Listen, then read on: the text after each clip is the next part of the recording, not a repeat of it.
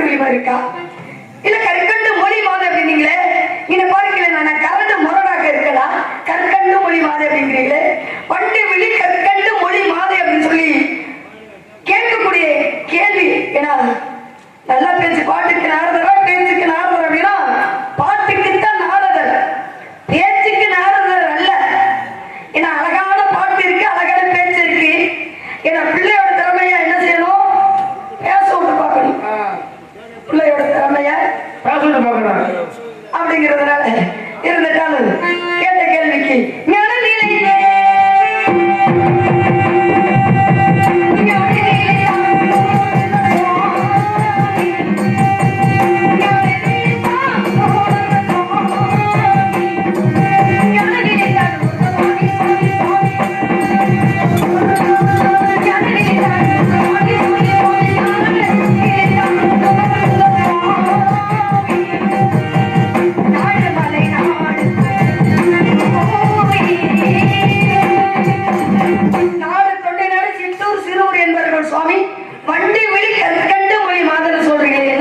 அருமையான ஒரு விளக்கம்.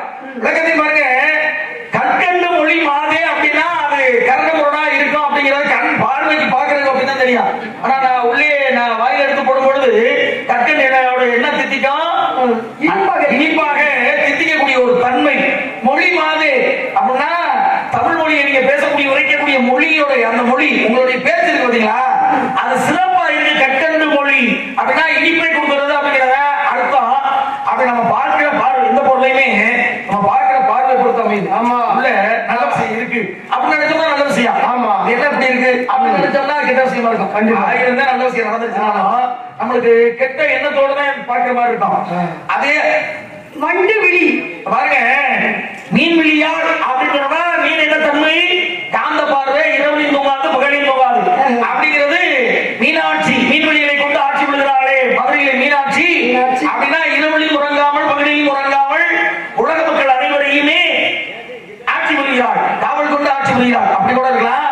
மான் விழியாள் அப்படின்னா மானுடைய தன்மை இல்ல, மிரண்டு பார்க்கக்கூடிய ஒரு தன்மை வாய்ந்தது அப்படின்னு சொல்லியிருக்கலாம். ஏன் வண்டு விழினா வண்டோட தன்மை என்ன? ஒரு இடத்துல இருந்துகிட்டு ரெண்டு பேரை பார்க்கலாம். எப்படி? நேர் கொண்ட உடம்பு வாங்க நேரா இருக்கான், தனக்கு பின்னால் என்ன நடக்கிறது விழியை சொல்லக்கூடிய ஒரு தன்மை வண்டு மட்டும்தான் இருக்கு. நீங்க என்ன பண்றீங்க இந்த இடத்துல? என்ன பண்றீங்க நீங்க? காவல் பார்த்து காவல் பார்த்துட்டு இருந்தாலும் நான் கேட்கிற கேள்விக்கான விவரத்துக்கான பதில் சொல்லி வைக்கலாம். அப்ப ஒரு இடத்துல ரெண்டு வேலை நீங்க பாக்குறீங்க, ஒரு இடத்துல இருந்துட்டு இரண்டு வேலைகள் நடக்குதா இல்லையா? உங்க வேலையிலேயே நீங்க சரியா இருக்கீங்க, நான் கேட்கறதுக்கு பதில் சொல்லிடலாம் இல்லையா? சரிங்க சுவாமி. அதுக்காக வண்டு விழி. வண்டு விழி ஏன்னா வண்டு விழி, ஏன்னா மானுக்கு இமைகள் இருக்காது, மானுக்கு விழி இமைகள் இருக்கும், மீனுக்கு இமைகள் இருக்காது, வண்டுக்கு இமைகள் இருக்காது இல்லையா? விழித்த விழியோட அதோட வேலை ஏதோ அப்படியே குடு குடு குடு குடு சுறுசுறுப்பாக இருக்கு வண்டு. அதே போலதான் மீனும் இருக்கும். அதனால வண்டுக்கு ஒப்பந்தம் பண்ணி அழகான அப்படிங்கிறது இருங்க சுவாமி. ஏன்னா அதாவது சகலம் தெரியப்பட்டவர், ஏன்னா 18 புராணத்தில் வரப்பட்டவர், 4 யுகத்தில் வரப்பட்டவர் அப்படின்னு சொல்லிட்டு இல்லையா? நாங்களுக்கு தெரியாத விவரம் எதுவுமே கிடையாது. நான் சொல்லணும் தெரியாது அப்படின்னு. ஏன் அப்படின்னா நான் கலியுகத்தில் கந்த புராணத்தில் மட்டும்தான் வரப்பட்டவர். நீங்க ஏன் அப்படின்னா 4 யுகத்திலே 18 புராணத்தில் வரப்பட்டவர். ஆனா ஒரே ஒரு புராணத்தில் வரல, 17 புராணத்தில் வரப்பட்டவர். இவ்வளவோ நீங்க தெரிஞ்சுக்கிட்டு என்னிடம் கேட்கிறீங்களே, நான் என்ன கேட்கிறேன் அப்படின்னா சுவாமி இங்க வாங்க, நான் என்ன கேட்கிறேன் அப்படின்னா, ஏன்னா கேள்வி அப்படின்னா தெரியாமல் இருந்து ஒருவரிடம் கேட்டு தெரிஞ்சுக்கிறது கேள்வி. பகுத்தறிவை வளர்க்கக்கூடியது அது கேட்கிறது. ஏன் அப்படின்னா அது ஒருவரிடம் கேட்டு தெரிஞ்சுக்கிறது என்ன அப்படின்னா பகுத்தறிவை வளர்க்கக்கூடிய தன்மை. இப்போ நீங்க என்ன அப்படின்னா என்னிடம் நீங்க கேட்கிறீங்க, நான் என்ன சொல்ல வரேன் அப்படின்னா நான் கேட்டுதான் வள்ளி பதில் சொல்லணும் அப்படிங்கிற அவசியம் கிடையாது. ஆனா நான் என்ன சொல்றேன், நான் வந்து உங்ககிட்ட கேட்கிறேன், வள்ளியாக்கப்பட்டவள் நாரதரிடம் வந்து கேட்கிறேன். எப்படின்னா நற்றாமரை குளத்தில் நல்ல அன்னம் சேர்ந்தது போல் கற்றாரே கற்றார் தாமொருவர், தவத்துக்கு ஒருவர், தமிழுக்கு இருவர், குலத்துக்கு மூவர், சமத்துக்கு நால்வர், சகலத்துக்கு ஐவர். தவத்தை யார் செய்வார்கள்? தவத்தை ஒருத்தர் தான் செய்ய முடியும். யாரு? ஒரே ஆளே ரிஷிமார்கள் சாமியார் சொல்லக்கூடிய யாராவது ஒரு ஆள் தான் செய்ய முடியும். ஏன்னா தவ ரிஷிகள் செய்யக்கூடியது தவம். ஆமா, தமிழ் யாரு பேச முடியும்? ரெண்டு பேரும் பேசலாம். கற்றறிந்த ரெண்டு பேருமே உரையாடக்கூடிய தன்மை தமிழை உரையாடலாம். ஏன்னா முட்டாள பேச முடியுமா? முட்டாளு பேசினானா அவன் போற பாதையில சரியா போக முடியாது. முட்டாள அறிவாளி பேச முடியும். முட்டாள அறிவாளி பேசினானா ஏன்னா முட்டாள போயிடலாம். ஏன்னா அவனும் முட்டாள ஏதோ அவன் ஒண்ணு சொல்ல இவன் ஒண்ணு சொல்ல அப்படியே எங்க போயிடலாம். இவன் சொல்றதுக்கு அவன் ஆமா போடுவேன், அவன் சொல்றதுக்கு இவன் ஆமா போடுவேன். ரெண்டு பேரும் ஒண்ணுதானே. கண்டிப்பாக சாமி. ஆனா முட்டாள அறிவாளி பேச முடியாது இல்லையா? ஏன்னா அறிவாளி வந்து முட்டாள கிட்ட போய் பேச முடியாது. முட்டாள என்ன செய்வான்? முட்டாள்தனமா தான் பேசுவேன். அப்ப அறிவாளி கேட்பேன், அறிவாளி பேசுறது கேட்கும் போது அவனுக்கு கோவம் வந்துடும். கண்டிப்பா ரெண்டு வண்டியும் நான் சரியா ஓடாது.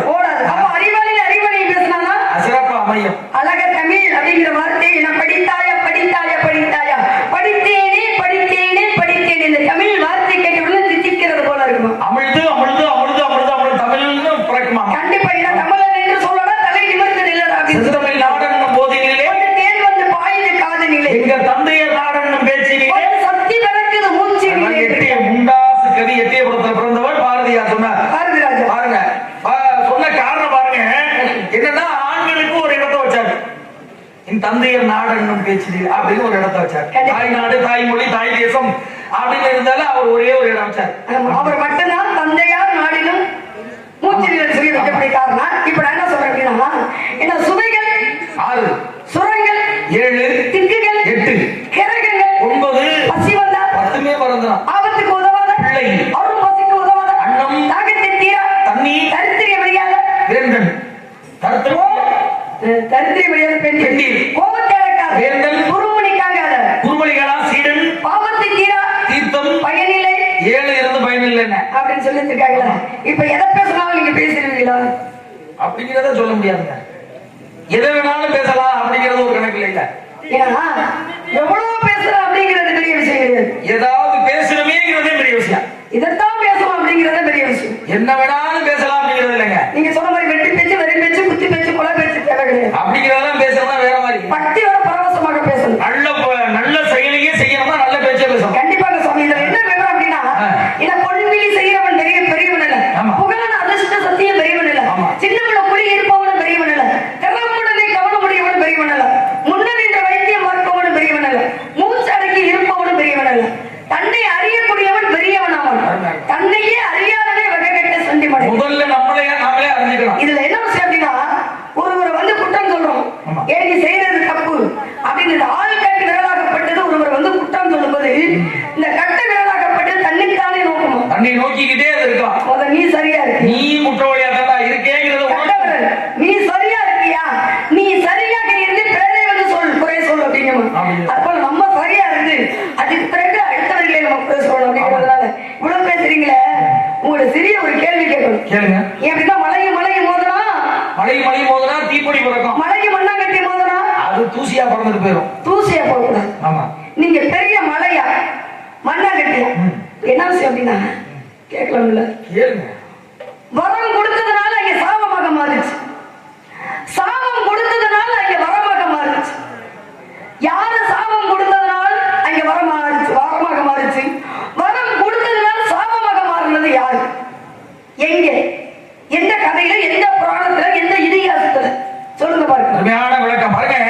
நீங்க சொன்ன மாதிரி கேள்வி கேட்பதெல்லாம் பகுத்தறிவை வரவழைப்பதற்காக ஒரு கேள்வி கேட்டாங்களே, என்ன விஷயம், இங்க என்ன இருக்கு, என்ன தன்மை அப்படின்னு ஒருத்தர் பார்க்கும் பொழுது தெரிஞ்சுக்கலாம், இவங்க இந்த விஷயம் இருக்கு, இதுதான் தன்மை அப்படிங்கிற விஷயம். எல்லாருமே ஒரு ஆசிரியர் பாடம் நடத்துறாருன்னா 100 பேர் பயிலலாம், எல்லாருக்கும் சரிசமமா தான் பாடத்தை நடத்துவாங்க. ஆனா 100 படிச்ச மாணவர்கள் எல்லாருமே 100க்கு 100 எடுக்க முடியுமா? யாராவது ஒரு ஆளுத முதல் மதிப்பெண் எடுக்க முடியும். ஏன்னா அது அவனுடைய குணநலம் அப்படிங்கிற காரணம். அருமையான ஒரு கேள்வி. நடந்த விஷயம் எங்கன்னா மகாபாரதத்துல நடந்த விஷயம் ஒண்ணு, ராமாயணத்துல நடந்த விஷயத்தையும் மகாபாரதத்துல நடந்த விஷயத்தையும் நீங்க கோர்த்திருக்கீங்க அப்படின்னா 2 விஷயத்தையும் வச்சு கேட்கணும் அப்படிங்கிற எண்ணத்தை உள்ள வச்சிருக்கீங்க. எங்க நடந்தது பாருங்க. வரம் சாபமா மாறுச்சு, சாபம் வரமா மாறுச்சு அப்படிங்கிற விஷயம். சாபம் கொடுத்தாங்க, அது வரமா மாறுச்சு. எங்கன்னா இது ராமாயணத்தில் நடந்த விஷயம். சாபம் வரமா மாறுச்சு அப்படின்னா 2 வானரங்கள் இருந்தது. 2 வானரங்கள் தினசரி சாமி ரிஷிமார்கள் தியானத்தில் இருக்கிறாங்க. திசையில் இருக்கும் பொழுது, ஆற்றங்கரை ஓரத்தில் திசையில் இருக்கும் பொழுது, தியானத்தில் இருக்கும்போது அவங்களுடைய கமண்டலத்தை எடுத்துக்கொண்டு போய் 2 வானரங்கள் குரங்கு 2 குரங்கு என்ன பண்ணுச்சு, வரிசையா வந்து எல்லாரும் கமண்டலத்தை எடுத்துக்கொண்டு போய் தண்ணிக்குள்ள போட்டுச்சு. இப்படியே தினசரி நடந்துகிட்டே இருக்கு. உடனே கண் விழித்து பார்க்கறாங்க. தியானத்துல இருப்பாங்க, கண்மை மூடிக்கொண்டு போய் தியானத்துல இருப்பாங்க சுவாமியார்கள். அப்ப பார்க்கறாங்க கமண்டல இல்ல. என்ன பண்ணாங்க, மரத்துல இருந்து குரங்கு கமண்டல எடுத்து போய் ஆத்துக்குள்ள உள்ளே போட்டு முழுவ அடிக்குது. உடனே என்ன பண்றாங்க, தினசரி நடக்கும் பொழுது வேதனை தாங்கல, முனிவர்களுடைய வேதனை தாங்கல. உடனே என்ன பண்றாங்க, இன்று முதல் நீ எதை தூக்கி தண்ணிக்குள்ள போட்டீங்கன்னா நீங்க 2 பேரும் அது இனிமேல் மூழ்காது மிதக்குங்கிற சாபத்தை கொடுத்தாரு.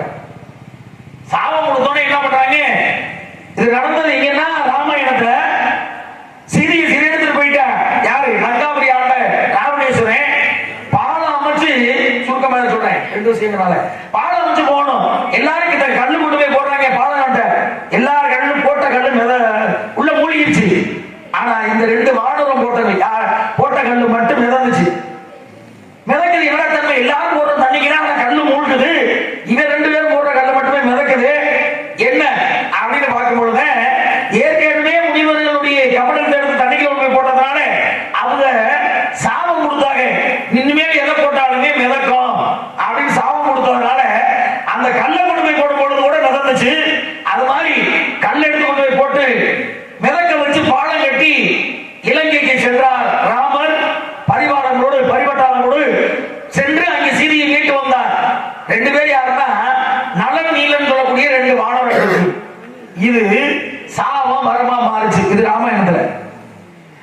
மரம் சாபமா மாறுச்சுன்னா இது மகாபாரதத்தில் நடந்த விஷயங்க.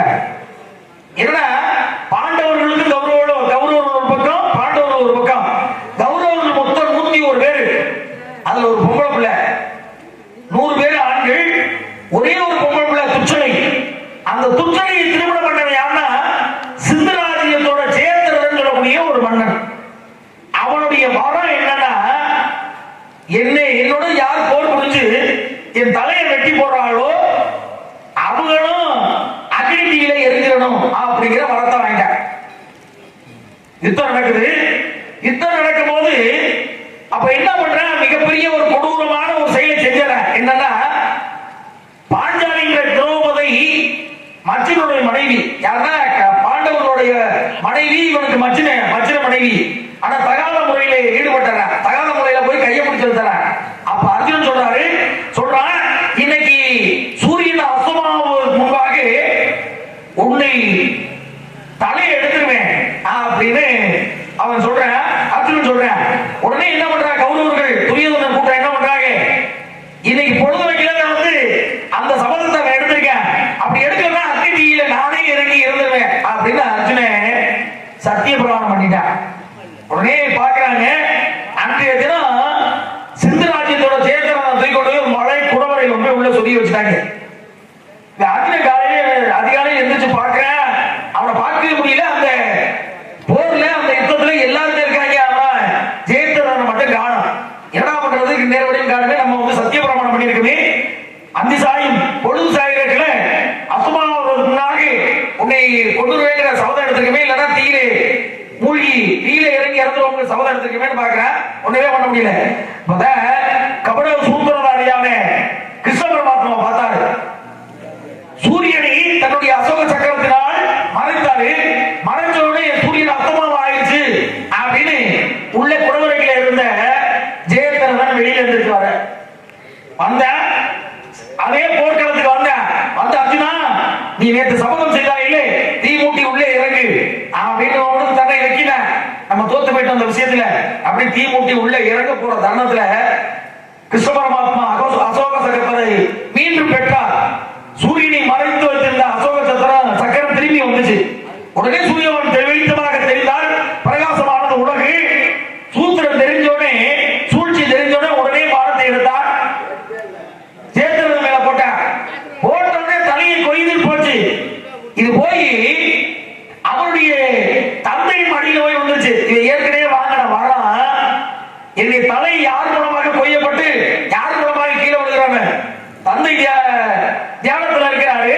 அவர் மடியில் போய் விழுந்தோடனே கீழே தூக்கி விட்டோடனே தந்தை எரிஞ்சு சாப்பிடானார். அவன் வாங்கின வரம் அவங்க அப்பா இறப்பதற்கு காரணமாக இருந்தது. இதுல மகாபாரதத்துல வர சாபமா மாறுச்சு, ராமாயணத்துல சாபம் வரமா மாறுச்சு. நீங்க சொன்னது இது உண்மைதானேங்க சுவாமி? உண்மைதான். உண்மைதானே? அப்படிதான் உண்மைதான். உண்மையா? உண்மையா? உண்மைதான். உண்மைதான். உண்மையைத்தான் சொல்ல முடியல. சரி, என்ன பண்றீங்க? வாய்ப்பு போசமே கிடைக்கல. என்ன பண்றீங்க நீங்க காட்டுல? ஏன் அப்படின்னா அதாவது மகாபாரதத்திலேயே வில்லுக்கு விஜயராட்சன் 1000 யானை பலம் கொண்டவர் யார் அப்படின்னா பீமன். அதே போல கோபப்பட்டு அப்படியே பார்த்தான்னா எரிஞ்சு போறதுக்கு பெரிய யார் அப்படின்னா தருமன். ஆனா இவர்களை காட்டிலே அதுக்கு மேல விதுரன். இவர்களை காட்டிலே என்ன குறைவாளர் யார் அப்படின்னா கர்ணன்.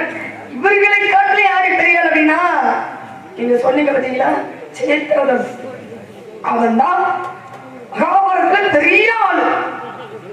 அவனை விட்டுருந்த பாண்டவர்களை கண்டிப்பா அழிச்சிருப்பாங்க இல்லையா?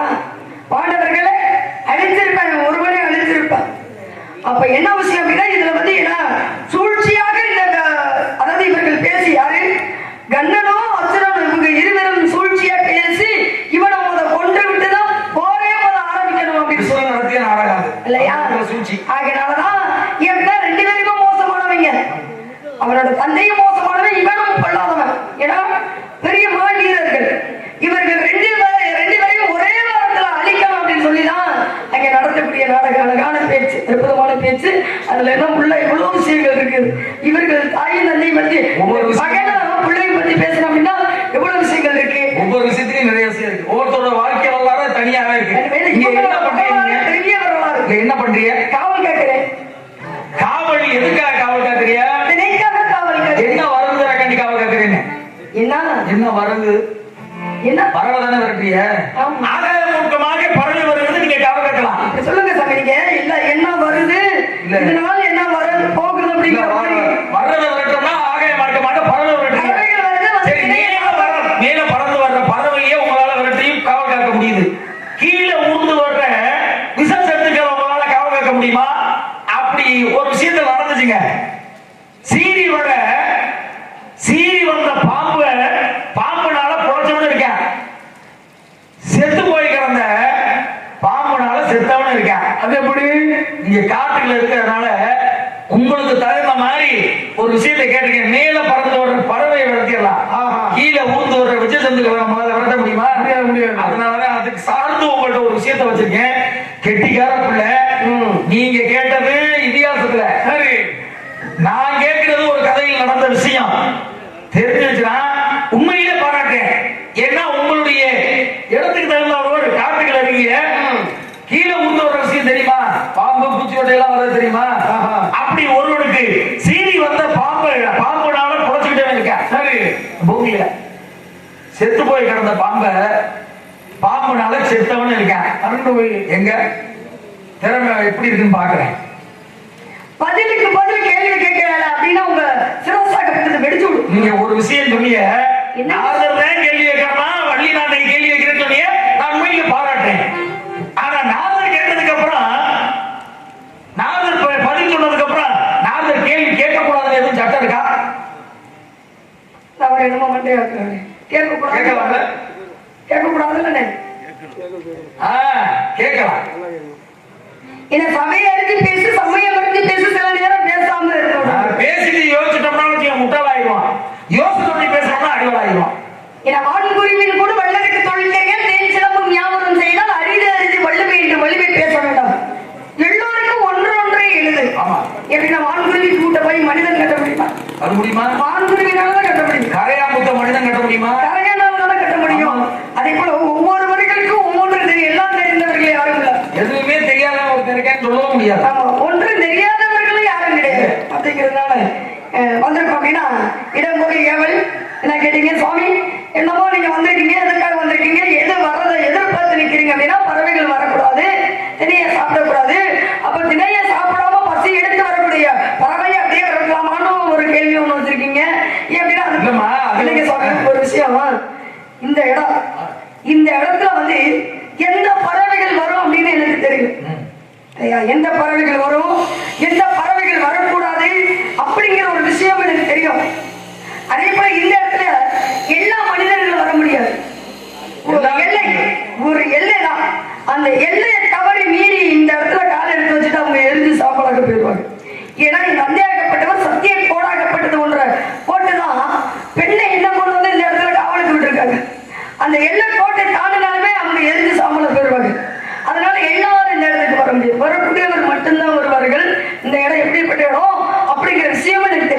இல்லையா? அந்த பறவை ஒன்று வருதா, அந்த பறவை எதற்காக வருது? தினைய சாப்பிட வருதா அப்படின்னா எதுக்கு வருது? அந்த பறவை வரப்பட்டது யாரு, பறவை யாரு அப்படிங்கிற விஷயம் எனக்கு தெரியும் இல்லையா? அதெல்லாம் இருக்கட்டும். ஆனால் பறவைகளை விரட்டுறீங்களே, கீழே வந்து விஷங்கள் சந்துக்கள் வருமா இல்லையா அப்படின்னு ஆகாய மார்க்கமாக வரக்கூடிய பறவைகளை விரட்டுறீங்க. அதாவது விஷ சந்துக்கள் வந்து எப்படி வர முடியும்? சொல்லிட்டு எல்லாமே இங்க வராதுன்னு சொல்லிட்டு ஒரு விஷயம். ஆனா கேள்வின்னு ஒண்ணு வச்சிருக்கீங்க இல்லையா? ஏன்னா இருக்கிறதே ஒரு 5 பேர் தான் இருக்காங்க.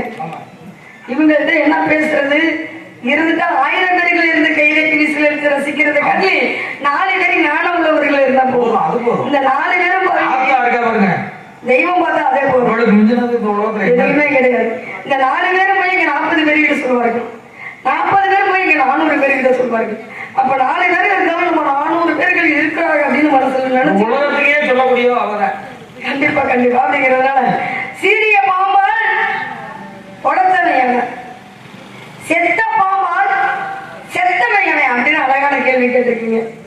எங்க செத்த பாம்பால யாரும் அதே செத்து போய் கிடக்குது, செத்த பாம்பால யாரும் சாக முடியுமா?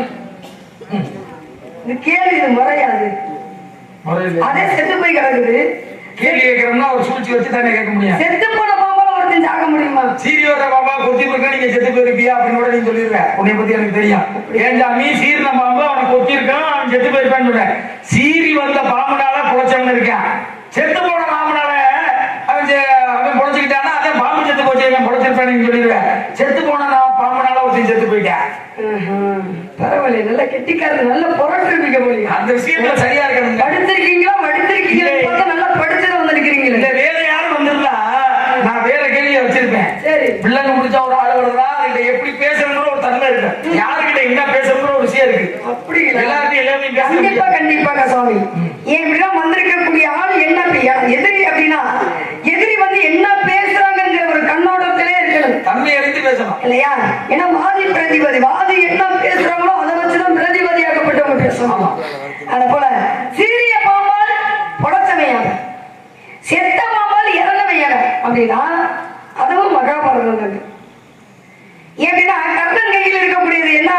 ஒரே ஒரு விஷயம், நான் அந்த மகாபாரதத்துல ராமாயணத்துல கேட்டிய நான் உங்களை வேற மாதிரி கேட்கிறேன்னே, அதுலயும் சுதாரிப்பா பிடிக்கிறீங்களே. மகாபாரதம் நடந்த விஷயம் சரி பேசுங்க. அதாவது நாகாஸ்திர கலையாகப்பட்டது யார் கையில் இருந்தது? கர்ணன் கையில். அப்ப நாகாஸ்திரம் அப்படின்னா அதே ஒரு நாகம் இல்லையா? காடுகூடகம் என்ற நாகம். அது இங்க வந்து என்ன அப்படின்னா நாகாஸ்திரம் மாதிரி கையில இருக்கு. அப்ப அர்ஜுனனுக்கும் கர்ணனுக்கு பெரிய யுத்தம். அப்ப சொல்றாரு, யாரு கண்ணப்பா மாத்தமா சொல்றாரு, அர்ஜுனா நெஞ்சுக்கு மார்புக்கு வைடாங்கிறார். இவர் என்ன பண்றாரு? மார்புக்கு வைக்காம யாரு அங்க கர்ணன் கிட்ட வந்து சல்லியன் சொல்றாரு, அர்ஜுனனோட மார்புக்கு வையணும். ஆனா அவன் என்ன பண்றாரு? நீ என்னடா எனக்கு சொல்றது, எனக்கு நீயே எனக்கு ஒரு வேலைக்காரன், உனக்கு கொடுத்த வேலை ஏதோ தேரை ஓட்டுறியா, அந்த தேரை மட்டும் ஓட்டு, எனக்கு தெரியும் கர்ணன் கேட்கல. அப்ப நெஞ்சுக்கு வைக்காமல் எங்க வச்சாங்க? தலைப்பாகத்துல வச்சாங்க. அப்ப தலைப்பாகத்துல வச்ச உடனே என்ன பண்றாரு கண்ணபுர மாத்மா? நாகாஸ்திரங்கள் வருது, எனக்கு குஞ்சு கொடுத்து வரணும். 4 பேர், இந்த 4 பேர்லையும் அர்ஜுனனை மட்டும்தான் நீ எடுக்கணும், நாகாஸ்திரத்தை விடணும். அந்த நாகாஸ்திரமும் வந்து ஒரு முறைக்கு மேல் மறுமுறை விடக்கூடாது. அப்பதான் அந்த நாகாஸ்திரங்கிற இதை விடுறாங்க நாகாஸ்திரம். அப்ப விடையில என்னாகுது? அந்த நாகாஸ்திரம் வந்து உடல்ல பட்டா அப்படின்னாங்க அர்ஜுனன் இறந்துடுவாரு. அப்பதான் கண்ணபுர மாத்மா என்ன பண்றாரு? ஒரு அடி அப்படியே கீழே அமுத்துறாரு. அப்ப தலைக்கு வச்சது தலைப்பாகத்தோட போயிருச்சு இல்லையா? அப்போ அது சீறி வந்தது பாம்பு. சீறி வந்த பாம்பால் புடைச்சவன் யாரு அப்படின்னா அர்ஜுனன். செத்த பாம்பால் செத்தவன் யாரு அப்படின்னா அவன் தான் பரிசுத்த மன்னன். பைலவ முனிவராகப்பட்டவர் தவம் செய்யறாரு, விழித்த கண்ணோட தவம் செய்யறாரு. அப்ப பரிசுத்த மன்னன் என்ன பண்றாரு? வேட்டைக்கு போறாரு. வேட்டைக்கு போகிற அந்த முனிவரை பார்த்து கேட்கிறாரு, அப்பா இதுல விலங்குகள் தெரியுதா, எதுவும் வார்த்தையா அப்படின்னாரு. அவர் தவம் செய்யக்கூடிய வேலையில் அவர் கேட்டதுக்கு பதில் சொல்லவில்லை. அப்ப பரிசுத்த மன்னனுக்கு ஒரு கோபம், நம்ம ஒரு மன்னனாகப்பட்டவர் வந்து இந்த முனிவர்கிட்ட கேள்வி கேட்கிறோம், நம்மளை மதிக்காம தவந்தே பெருசுன்னு சொல்லி தகவல் செஞ்சுட்டு இருக்காரு அப்படின்னு கோபப்பட்டு என்ன பண்றாரு? பக்கத்துல பாருங்க, அதை செத்து கிடக்கு. அந்த செத்த பாம்பை தூக்கி முனிவரோட கழுத்துல போட்டுட்டு போயாரு. அப்ப இந்த முனிவரோட மகன் பைரவ முனிவரோட மகன் சிறங்கு முனிவர் வரார் தந்தையை பார்க்க. தந்தையை பார்க்க வரும்பொழுது செத்த போன பாம்பு அவரோட தோல்ல கிடந்துச்சான். அப்பதான் சிறங்கு முனிவர் பாக்குறாரு, நம்ம தந்தையை வந்து தவம் செய்யறாரு, இந்த தவ கோலத்துல வந்து செத்து போன பாம்பத்துக்கு நம்ம தந்தையோட கழுத்துல போட்டிருக்கானே யாரு தெரியவில்லை. அப்பதான் சொல்றாரு, எந்த பாம்பு செத்த பாம்பை தூக்கி போட்டானோ அந்த போட்டவே அதே பாம்பால் 8 நாளைக்கு அவன் வந்து இறந்துடணும். அதே பாம்பு 8 நாளைக்கு செத்த பாம்பால் அவன் அதே பாம்புக்கு இரையாயிரணும்னு சொல்லிட்டு போயாச்சு. அப்ப இந்த சாபம் கொடுத்தது சிறங்கு முனிவர் சாபம் கொடுத்தது பரிசுத்த மன்னனுக்கு தெரிஞ்சிருச்சு. முனிவர் சாபம் கொடுத்துட்டாரே, முனிவர்கள் சாபம் கொடுத்து அப்படியே பழிக்குமே அப்படின்னு என்ன பண்றாரு, நடுக்கடல போய் கோட்டை கட்டி நடுக்கடல்ல அமர்றாரு. அப்பதான் என்ன ஆகுது, நாகமாகப்பட்டது அப்படியே எலுமிச்சங்கனியாக மாறி அங்க போறாரு. அங்க போகுது அந்த நாகம். அங்க போனோம்னா அங்க ஒரு சிறுவன், ஒரு பிரம்மணர். ஏன் அப்படின்னா அந்த பிரம்மணர் வந்து அங்க தவம் செய்யறாரு.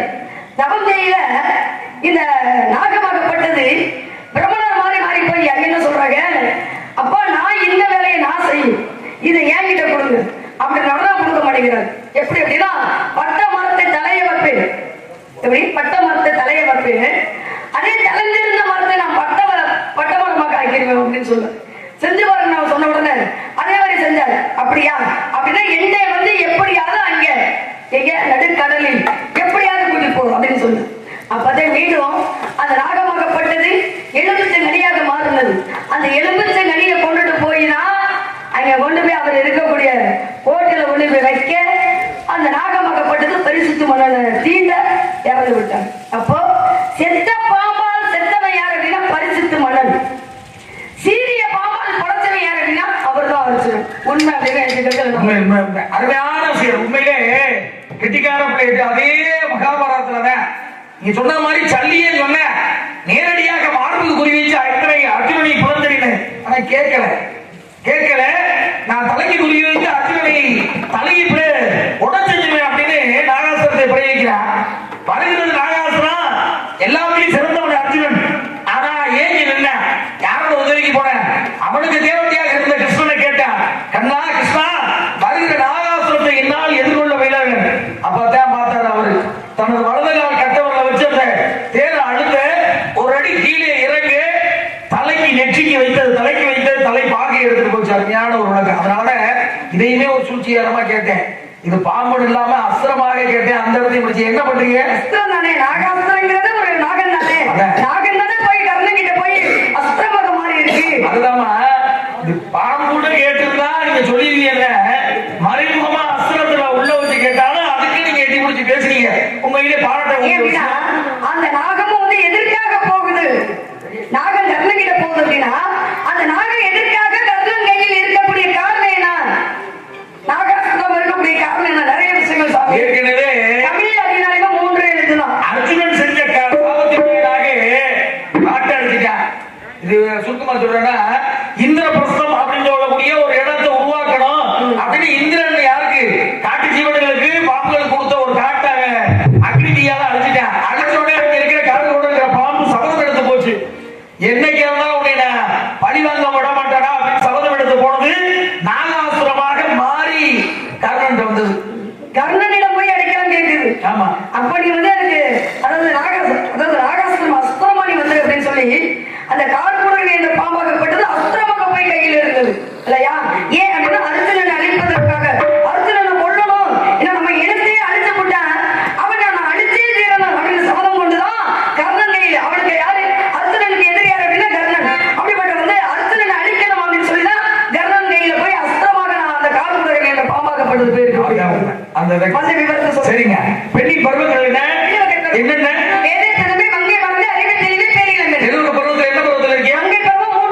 உங்களுக்காக உருவத்திற்கு பருவத்திற்கு ஏற்றவாறு ஒரு மாப்பிளை பார்த்துருக்கேன். மாப்பிளையா?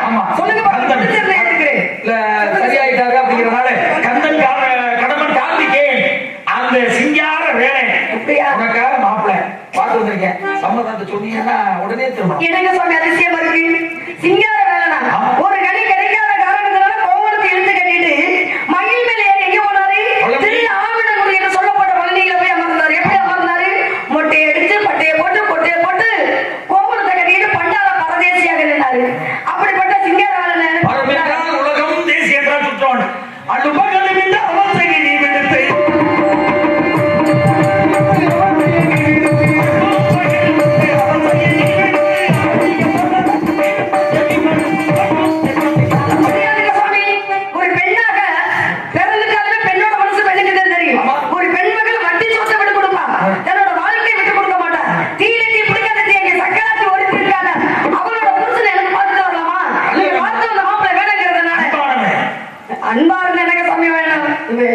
என்னங்க சாமி பிரச்சனைகளா சாமி, அன்பா இருக்கட்டும், கோபமா இருக்கட்டும், குணமா இருக்கட்டும், ஏன் அப்படின்னா எப்படிப்பட்டவரா இருந்தாலும் அடுத்தவ புருஷன் இன்னாருக்கு வேண்டாம். என்று வேண்டாங்க சாமி, அடுத்த பெண்ணோட வாழ்க்கையை கெடுக்கிறது பெரிய தப்பு. பெண்ணுக்கு பெண்ணு ஒரு பெண்ணோட வாழ்க்கையை கெடுக்கணும் அப்படின்னா பெரிய தப்பு. அதை காட்டி பெரிய கோபம் இந்த ஒரு பெண்ணோட வாழ்க்கையை கெடுக்கிறவன் காட்டிலும் அவனுக்கு வாழ்க்கை கொடுக்குறோம்னு நினைச்சு பாருங்களேன். நீங்க பார்த்து அந்த மாப்பிள்ளை பிடிக்கிறேங்கிறதுனால நான் என்ன தெரியுமா சொல்ல போறேன்? கைவரிசை செல்லாத போ. கைவரிசை செல்லாத போ. கைவரிசை செல்லாத போ. பொய்யான தலைவேடா, பொய்த்து வந்த மலையே. பொய்யான தலைவேடா, பொய்த்து வந்த மலையே. கைவரிசை செல்லாத போ. உனக்காகவே நான் சொன்னேன்.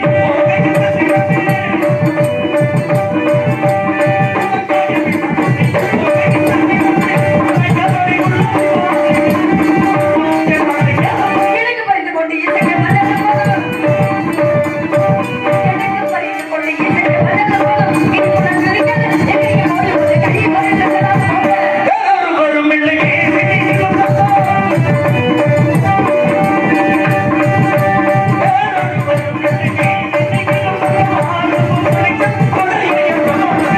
என்னங்க சாமி, உங்க அப்பா யாரு? பிரம்மா அவருக்கு என்ன வேலை? படைக்கும் தொழில். உங்க பாட்டன் யாரு?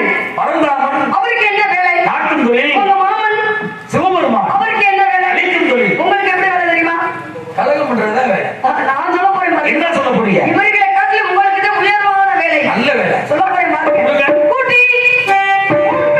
கூட்டி, கூட்டி, கூட்டி, கூட்டி, கூட்டி, கூட்டி, கூட்டி. கூட்டி கொடுங்க. கோட்டி எடுத்துட்டு வாங்க ஐயா. கோட்டி எடுத்துட்டு வாங்க ஐயா. கொஞ்சம் கொஞ்சம் கொஞ்சம் உங்களுக்கு என்ன அக்கறை? கொஞ்சம் கொஞ்சம் கொஞ்சம் உங்களுக்கு என்ன அக்கறை? வலிச்சு வேலை. கூட்டி கொடுப்பதற்கு கோடி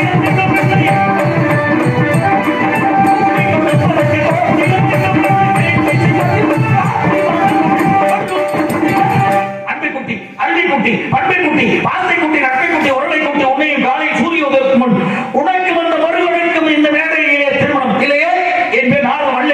நான் அணிந்திருப்ப 30 அல்ல. வருகிறேன். சத்தியம், சத்தியம், சத்தியம். வைத்தியம், வைத்தியம், வைத்தியம். போங்க வைத்தியம், போங்க வைத்தியம். நானே வர உனக்கு சொல்றேன். கல்யாணம் நிச்சயம். போங்க சாமி. போயிட்டாரா? அப்படியே சிவாஜி நடக்கும். எங்கம்மா போடுறாரு? ஆமா, சடா மகடமும் இல்ல, முடிச்சும் இல்ல. சரி. அப்படி நடிப்ப பாருங்க. இருக்கட்டும். ஏன் அப்படின்னா இவர்கிட்ட இப்படி பேசுனாலே இவர் ஓட்டமா ஓடி அவர்கிட்ட போய் சொல்லுவாரு. அப்படியா? அவருக்கு